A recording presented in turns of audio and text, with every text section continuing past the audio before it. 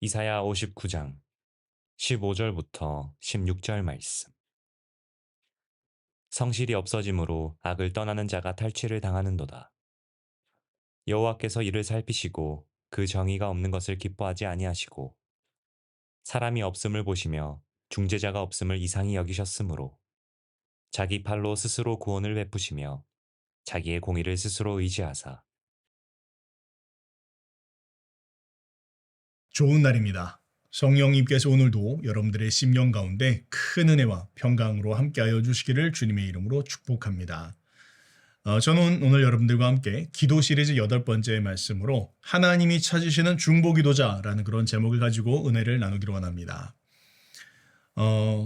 우리가 지금 기도에 대해서 함께 살펴보고 있는데 저는 여러분들과 함께 몇 주간에 걸쳐서 조금 더 깊이 들어가서 중보기도라고 하는 그런 테마로 들어가 보기로 원합니다.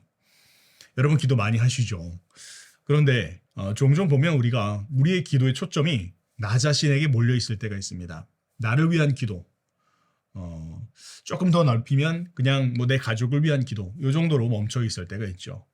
그런데 주님은요, 우리의 기도가 더 넓어지기를 원하십니다. 더 폭이 넓어지기를 원하고, 더 자신만을 위한 기도가 아니라 다른 사람들을 위한 기도로 나가기를 원하십니다. 그 이유가 무엇이냐라고 이야기한다면 근본적으로 그리스도인들은 우리의 정체성이 바뀐 자들입니다. 그리스도인들은 나 자신을 위해서 사는 사람이 아니라 바로 주님을 위해서 사는 그런 존재들입니다. 고린도 후서 5장 15절에 이렇게 나와 있죠. 그가 모든 사람을 대신하여 죽으심은 살아있는 자들로 하여금 다시는 그들 자신을 위하여 살지 않고 오직 그들을 대신하여 죽었다가 다시 살아나신 이를 위하여 살게 하려 하심이라. 무슨 말입니까? 주님이 우리를 위해서 이 땅 가운데서 죽으신 이유는 이제 우리가 우리 자신을 위해서 살지 않고 나 자신을 위해서 더 이상 살지 않고 주님을 위해서 살아가도록 하기 위해서 주님은 이 땅에 오셔서 우리를 위해서 피를 흘려 죽으셨다라는 것을 이야기하는 것입니다. 그러니까 그리스도인들의 정체성은 이제 더 이상 나를 위하여 살지 않는 자들, 바로 그것이 그리스도인들입니다. 주님을 위해서 사는 것, 이것이 바로 그리스도인들의 정체성이다라고 하는 것이죠. 바로 거기에 우리가 중보기도를 해야 되는 당위성이 있는 것입니다. 중보기도의 정의에 대해서 한번 살펴봅시다. 중보기도는 무엇입니까? 중보기도는 영어로 이야기하면 intercession prayer 그렇게 이야기할 수 있습니다. 성경에 중보기도라고 하는 그런 단어가 나와 있지는 않습니다. 다만 성경에 보면 신약에 도고라는 그런 표현이 나오는데 바로 그것이 오늘날 우리가 흔히 사용하는 중보기도라는 그런 표현입니다. 정의를 한번 생각해 보면 중보기도는 무엇입니까? 라고 할 때 중보기도는 내가 아닌 남을 위한 기도, 바로 그것을 중보기도라 그렇게 이야기할 수 있습니다. 다른 사람일 수도 있고 혹은 다른 단체 혹은 민족, 국가 뭐 이 모든 타인을 위한 모든 기도가 바로 중보기도다 그렇게 이야기할 수 있습니다. 그런데 그 영어 표현처럼 중보기도는 intercession prayer입니다. 둘 사이에서 기도하는 것입니다. 그러니까 하나님과 그 사람 사이에서 중재자의 역할들을 감당하면서 중보하는 역할들. 그것이 바로 중보기도의 그런 정의다라고 그렇게 이야기를 하겠습니다. 자, 그러면 이 중보기도는 누가 하는 것입니까?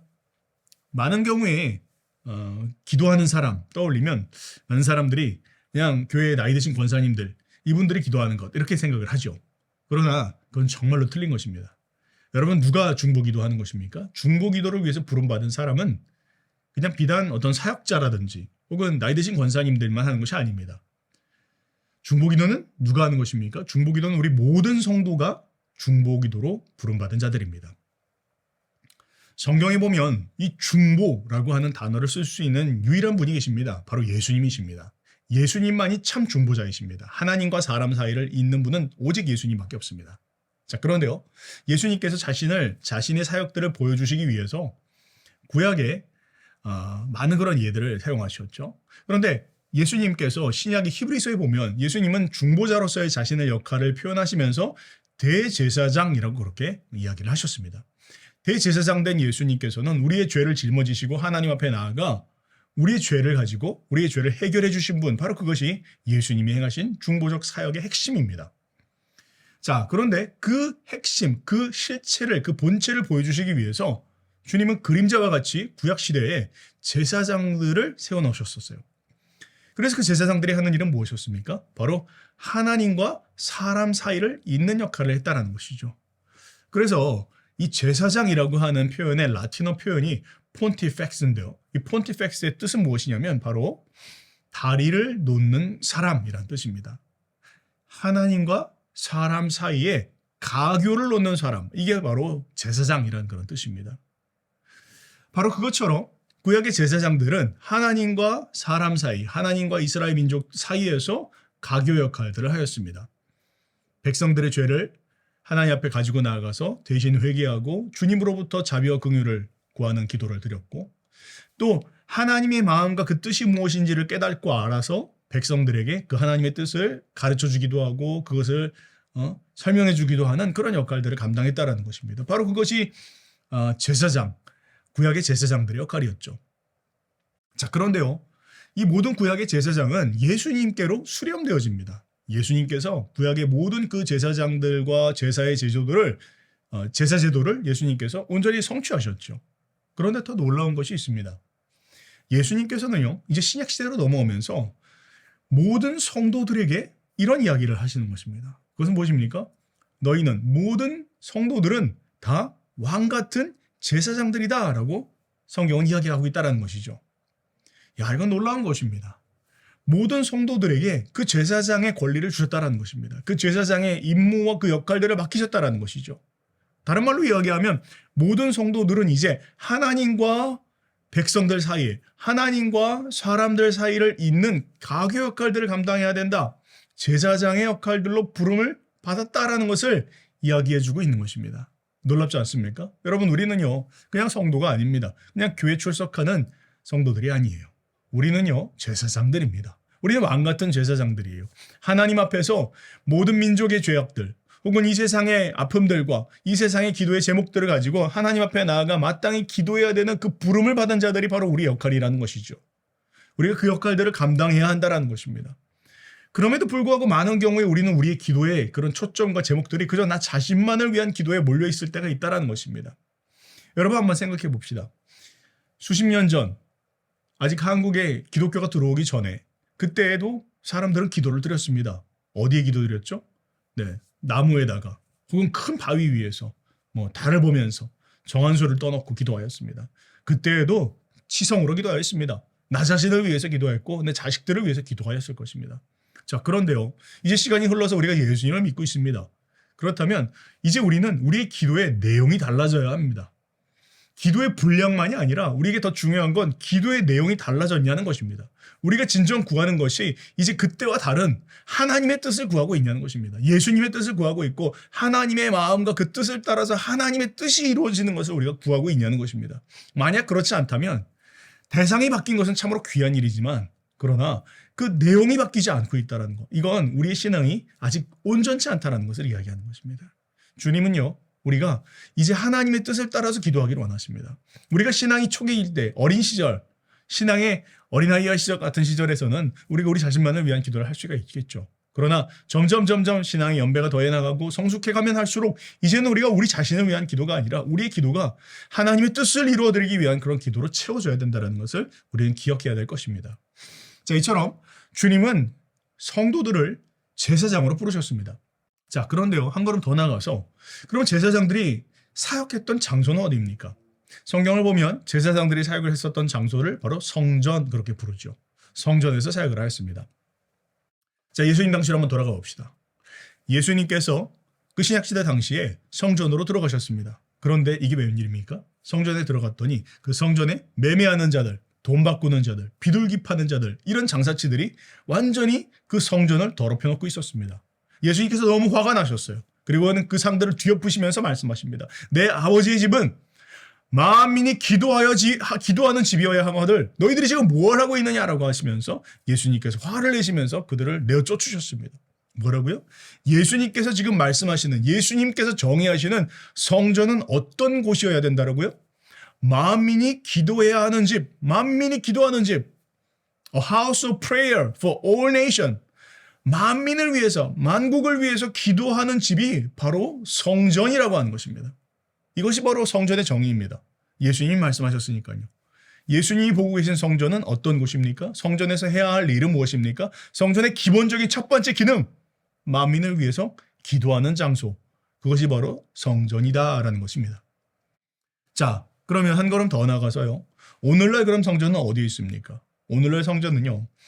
이스라엘 예루살렘에 있는 성전이 아닙니다. 오늘날 성전은 어디 있습니까? 오늘날 성전은 바로 여기에 있습니다. 저와 여러분들이 성전입니다. 이런 성도들이 모여 있는 곳이 바로 성전입니다. 그 공동체가 성전입니다. 우리 개인이 성전이고 우리 공동체가 성전입니다. 우리는 주님을 모시고 사는 사람들입니다. 주님께서 우리 안에 성령으로 거하고 계십니다. 그렇다면 우리의 몸이 성전입니다. 뿐만 아니라 우리가 함께 공동체로 모였을 때 그것도 역시 성전입니다. 자, 그럼 여기 이제 우리가 해야 될 역할들이 분명해집니다.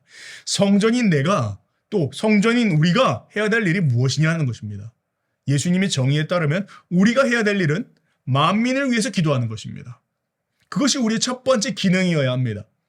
성전인 내가 해야 될 일은 무엇입니까? 만민을 위해서 중보하고 기도하는 것. 그것이 주님이 우리를 부르신 이유이다라는 것이죠. 우리가 한번 생각해 볼 필요가 있습니다. 그렇다면 내가 성전인 나는 과연 만민을 위하여 기도하는 집으로 나를 사용하고 있는가? 혹은 그저 내 문제 가운데 빠져 있고 혹은 내 상황 가운데 빠져 있고 거기에만 초점을 맞추고 벗어나지 못하고 있는 내 모습은 아닌가? 이런 면들을 우리는 살펴봐야 된다는 것이죠. 그래서 세 번째로 우리가 무엇을 위해서 기도해야 되냐라고 이야기할 때 우리의 기도의 제목은 당연히 만민이어야 합니다. 온 세상 만물이어야 합니다. 좀 더 구체적으로 어떤 것을 이야기하는지 살펴봅시다. 요한복음 3장 16절 말씀에 보니까 예수님이 이렇게 말씀하십니다. 하나님이 세상을 이처럼 사랑하사 그렇게 이야기하고 있어요. 하나님께서 이 세상을 바라보실 때 하나님은 이 세상을 사랑하셨다라는 것이죠. 하나님은 온 민족을 사랑하시고 좋은 것을 주기를 원하시고 또 온 세상이 구원받기를 원하신다. 그것이 하나님의 뜻이다. 하나님의 초점은 우리 개인이 아니라 만민이라는 것입니다. 뿐만 아니라 하나님께서 온 세상을 축복하기 위하여 아브라함이라는 한 사람을 부르십니다. 창세기 12장 3절 말씀에 보니까 이렇게 나와 있습니다. 땅의 모든 족속이 너로 말미암아 복을 받을 것이라. 무슨 얘기입니까? 하나님께서 아브라함을 부르셨습니다. 그리고 아브라함을 축복하십니다. 아브라함아 내가 너를 축복한다. 그런데 기억해라. 내가 너를 축복하는 건 단지 너만을 위한 축복이 아니다. 내가 너를 축복하는 것이 아니라 너를 통해서 축복하는 것이다. 누구를? 너만이 아니라 너를 통해서 온 열방이 축복받는 것이다. 그것이 아브라함을 향한 부르심이었습니다. 그것이 이스라엘을 향한 부르심이었고 그것이 오늘날 우리를 향한 부르심입니다. 하나님 우리를 축복해 주기를 원치 않으실까요? 당연히 원하십니다. 그러나 그게 끝이 아닙니다. 하나님은 우리를 통해서 열방이 축복받기를 원하신다라는 것이죠. 무엇을 통해서요? 먼저 우리의 중보기도를 통해서 그 일을 행하기를 원하신다라는 것입니다. 자, 만약 그렇기 때문에 우리가 그저 그냥 내 문제 가운데 빠져 있다. 나의 기도의 초점과 나의 기도의 시간들이 대부분 다 나에게 초점이 맞춰져 있다라고 한다면 무언가 지금 문제가 있는 것입니다. 나의 초점은 나의 기도의 이 관심과 대상은 바로 열방이어야 합니다. 온 만민의 민족들을 위해서 기도하는 기도의 스케일이 되어야 된다는 것이죠. 그것이 주님의 스케일이니까요. 자, 그런데요. 그럼 좀 더 한 번 더 나가서 그렇다면 우리가 언제 기도해야 될까요? 성경에 오늘 본문 이사야서 59장 15절과 16절은 이렇게 이야기하고 있습니다. 성실이 없어짐으로 악을 떠나는 자가 탈취를 당하는도다. 여호와께서 이를 살피시고 그 정의가 없는 것을 기뻐하지 아니하시고 사람이 없음을 보시며 중재자가 없음을 이상히 여기셨으므로 자기 팔로 스스로 구원을 베푸시며 자기의 공의를 스스로 의지하사. 무엇을 이야기하는 것입니까? 하나님이 세상을 보고 계신다라는 거예요. 하나님이 세상을 보고 계시는데 지금 오늘 본문 15절 말씀 그 이전에 13절 14절을 쭉 보면 사람들이 주님을 거역합니다. 사람들이 주님을 부인합니다. 주님께 등을 돌립니다. 그리고 거짓말을 일삼습니다. 다른 사람들을 해칠 궁리만 합니다. 더 이상 하나님께 복종하지 않습니다. 그리고 사람들이 서로를 속이고 거짓말하고 그것들을 실행해 나갑니다. 공평과 정의가 무너지기 시작합니다. 진리가 땅에 떨어지기 시작합니다. 그리고 사람들이 성실이 사라지기 시작합니다. 정직한 것 이런 가치들이 이제는 더 이상 중요한 것으로 여겨지지 않기 시작합니다. 이렇게 사회의 모든 가치들이 무너지고 있을 때 하나님은 어떻게 하기를 원하신다고요? 무엇을 찾는다고요? 하나님이 세상을 바라보시면서 중재자를 찾으신다라는 겁니다. 이 세상이 무너지고 있을 때 하나님이 찾으시는 게 있는데 그것은 이 세상과 나 사이를 누군가 중재할 사람들을 찾으신다라는 것. 누군가 중보할 자들을 찾으신다라는 겁니다. 누가 내게 나와서 내게 기도할꼬? 누가 내게 나와서 이 세상의 심판을 막을 수 있을꼬? 하나님은 지금 그것을 찾으신다라는 것입니다. 여러분, 우리가 이 세상을 바라보고 있습니다. 세상의 공의가 실현되어지지 않고 있는 그런 모습들을 보고 있습니다. 세상의 정직이 사라지고 있는 것을 봅니다. 진리가 더 이상 진리가 아닌 것이 되어지는 그런 시대 가운데 우리는 살아가고 있습니다. 그렇다면 우리는 무엇을 해야 될까요? 그런 시대 가운데 우리가 살아가고 있는 우리를 주님은 누구로 부르고 계실까요? 주님은 우리를 중보자로 부르고 계신다는 것입니다. 이 세상을 향해서 누가 나를 위해서 기도할꼬? 누가 중재할 자가 없는 거? 주님 그 찾고 계신 그 음성을 우리는 듣고 있냐는 것입니다. 하나님은 우리를 중보자로 찾고 계신다라는 것입니다. 하나님의 마음은 무엇입니까? 하나님의 마음은 하나님이 이 세상을 바라보시면서 중재할 자들, 이 심판을 막아설 자들을 하나님은 찾고 계신 것입니다. 에스겔서 22장 30절 말씀도 동일한 것을 이야기하고 있습니다. 이 땅을 위하여 성을 쌓으며 성 무너진 데를 막아서서 나로 하여금 멸하지 못하게 할 사람을 내가 그 가운데서 찾다가 찾지 못하였으므로, 무엇을 이야기하는 것입니까? 하나님의 심정을 이야기하는 것입니다. 하나님의 심정은 나로 하여금 이 성을 멸망치 않도록 하기 위하여 누군가 저 무너진 곳에 서야 되는데 저 결렬된 틈에 서서 내게 나와 기도하고 중보하고 간절히 부르짖어 그렇게 기도해야 될 사람들이 있는데 그런 사람이 없다라는 것을 이야기하고 있는 것입니다. 여러분, 그거 아십니까? 하나님이 세상을 심판하실 때 하나님 세상을 언제 심판하실까요? 하나님은요, 이 세상에 악이 가득할 때 심판하지 않으십니다. 악이 가득한 그 이후로 심판하지 않으세요. 하나님이 세상을 심판하시는 이유는 그 악이 가득한 가운데에서도 기도하는 자들이 없을 때 심판하십니다. 한 사람의 의인이 없을 때 세상을 심판하신다라는 것입니다. 누군가 그 공동체를 위하여, 그 민족을 위하여, 그 나라를 위하여 무릎 꿇고 간절히 하나님 앞에 기도한다면 심판당하지 않습니다. 멸망하지 않습니다. 그런데 그 의인 한 사람이 없을 때 하나님의 심판이 임한다라는 것을 성경은 이야기하고 있습니다. 하나님이 찾으시는 건 바로 그것입니다. 주님은 우리가 이 세상을 바라보면서 불평하고 원망하고 다른 사람들을 판단하기 전에 주님은 우리를 중보자로 부르셨습니다. 기도할 자로 부르셨어요.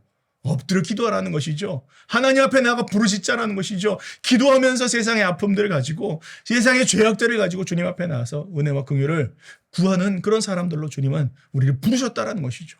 그것이 우리의 기본적인 부르심이라는 것입니다. 그것이 제사장이 해야 될 일이라는 것입니다. 그것이 성전이 해야 될 역할이라는 것입니다. 부끄럽지 않은 저의 개인적인 간증을 나누기를 원합니다. 제가 대학생 때인데요.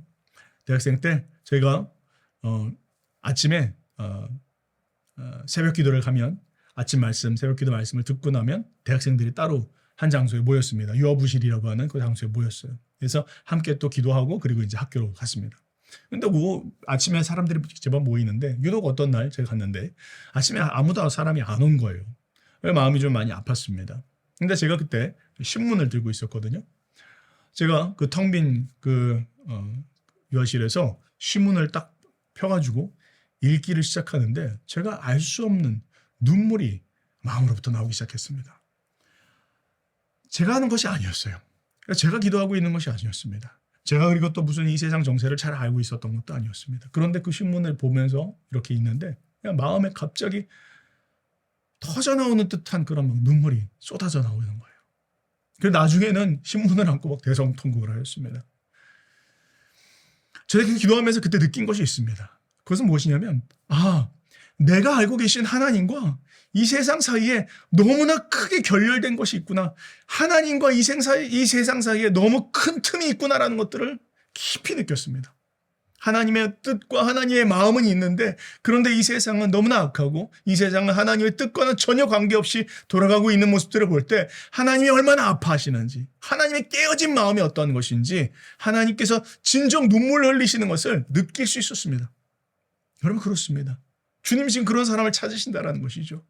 이 세상의 아픔들을 바라보면서, 세상의 불의를 바라보면서, 세상의 공평과 정의가 사라진 것들을 바라보면서, 정직이 더 이상 무너진 이 세상을 바라보면서 하나님 앞에 무릎 꿇을 사람들이 과연 누가 있느냐? 하나님 그 사람을 찾으신다는 것이죠. 판단하는 사람들 많습니다. 한마디 거드는 사람들 너무나 많습니다. 그런데 정말 그걸 가지고 골방으로 들어가는 사람들은 없습니다. 하나님 그런 사람을 찾으신다는 것이죠. 주님은 지금 그런 사람들로 우리를 부르고 계십니다. 주님, 골방으로 들어가서 제가 여기 있습니다. 주님, 당신의 마음을 가지고 이 세상을 품고 주님 앞에 나가 기도하겠습니다. 그런 제사장의 심령을 가진 사람들, 이런 사람들을 주님은 지금 찾고 계신다는 것을 이야기하고 있는 것입니다. 이것이 진정으로 상급받는 것입니다. 여러분, 우리는 사람들 앞에 드러나는 것 하고 싶어 하죠. 골방으로 들어가서 기도하는 거 참 힘든 일입니다. 남들한테 드러나는 일도 아니고 칭찬받는 일도 아닙니다. 그런데요, 그것은 진정 주님께서 상급 주시는 일입니다. 저는 하나님 나라 하면 우리가 상상하지 못했던 그런 그림들을 볼 것 같습니다. 사람들 앞에서 박수받고 찬양받았던, 인정받았던 이런 사람들이 아니라 정말 골방에서 무릎 꿇었던 사람들, 얼마나 기도를 하였던지 그 무릎이 성취하는 그런 사람들, 그런데 정말로 하나님 앞에 보이지 않는 곳에서 눈물 흘리며 기도했던 사람들, 하나님께서 그런 사람들을 더 높이 세우실 것 같습니다. 그리고 말씀하실 것 같습니다. 얘야, 바로 너의 기도 때문에 저 민족이 구원을 받았다. 얘야, 바로 너의 기도 때문에 이 나라가 구원을 얻었다. 얘야, 바로 너의 기도 때문에 이 나라의 복음의 문이 열렸다. 하나님께서 그렇게 말씀하실 것 같습니다. 바로 그것이 중보 기도자들의 부르심이며 축복인 것입니다. 사랑하는 여러분, 우리 이제 기도합시다. 특별히 중보 기도합시다. 이제 우리의 기도를 우리 자신을 위한 기도로 채우지 맙시다. 우리의 기도 시간을 다른 사람들을 위한 기도, 더 나아가서 만민을 위한 기도, 내가 한 번도 얼굴 보지 않았지만, 내가 아는 사람들도 아니지만, 그러나 주님이 마음 주시는 사람들을 위해서, 그들을 위해서 품고 끌어안고 기도하는 그런 사람들이 되기를 바랍니다. 그런 중보 기도자들에게 하나님께서 넘치도록 축복을 부어주실 것입니다. 그런 우리가 되기를 주님의 이름으로 축복합니다.